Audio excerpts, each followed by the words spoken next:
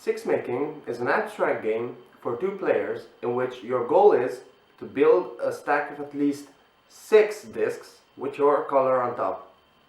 Well, it might seem like a classic, but beneath the small board and a couple of discs lies a game of incredible complexity.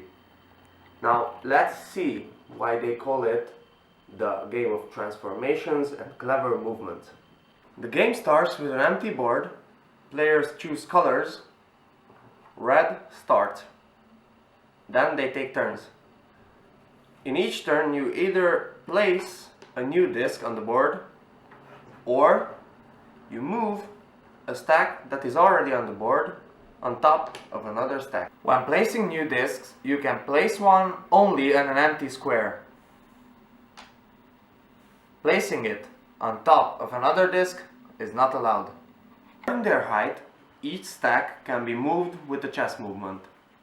One disc moves like a pawn in chess, but in 4 directions, horizontally and vertically. 2 discs, rook, horizontally and vertically, any number of squares. 3 discs is the knight, in L shape. 2 squares horizontally or vertically, and 1 to the side. 4 discs, this is the bishop, diagonally, any number of squares. And 5 discs is the queen, horizontally, vertically, diagonally, any number of squares. It is easy to memorize the movements because they follow the basic setup of chess. Pawn, rook, knight, bishop, queen. Moving a stack is only possible on top of another, not on an empty square. This is really important. This way, after each movement, the stack grows. For example, the red pawn cannot move because there are no stacks in the neighboring squares. The white pawn can only move on top of this rook. The rook can move horizontally and vertically on top of these stacks. The knight moves in L shape.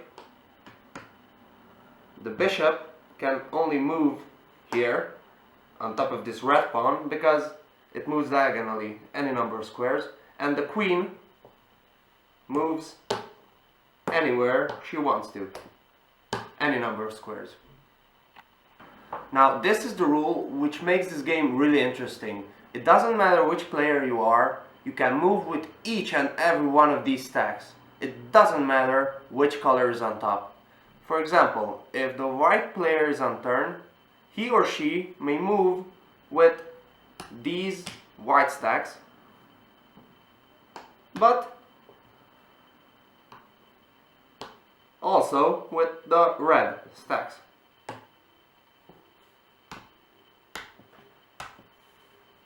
You can move with the entire stack or only a part of it.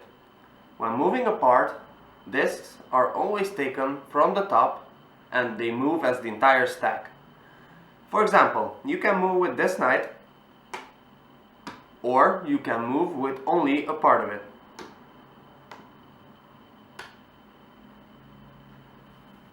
And finally, the last rule, called the core rule. Undoing the opponent's exact last move is not allowed. For example, if one player moves one disc from the knight, in the next turn the other player isn't allowed to move that single one back, but he may move 2 or 3.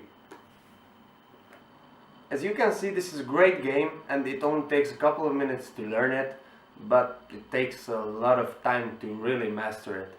Have fun playing this game.